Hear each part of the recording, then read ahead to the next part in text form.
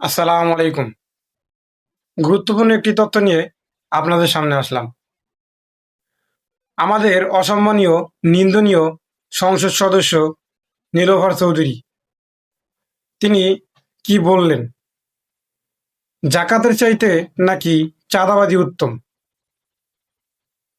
চাঁদাবাজি কিভাবে জাকাতের চাইতে উত্তম হয়, এটা কিভাবে বলতে পারে একজন মুসলমান মানুষ?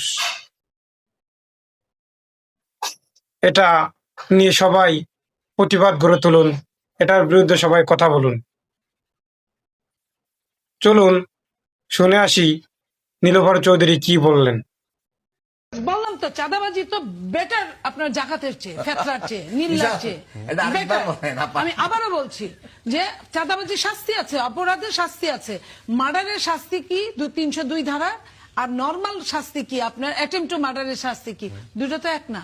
একটা একটা আপনি যেটা করছেন, আপনি তো সম্পূর্ণ অন্যায় দিয়ে আপনি ইসলামী ব্যাংক বানাইছেন, আপনি পরিবহন বানাইছেন, আপনি আপনার মতো করে বাংলাদেশের অনেক জায়গা জমি কিনছেন, আপনার মতো করে আপনি তো সরকার না, আপনি তো সামন্তবাদ হয়ে গেছেন, আপনি একটা সামন্তবাদ হয়ে গেছেন।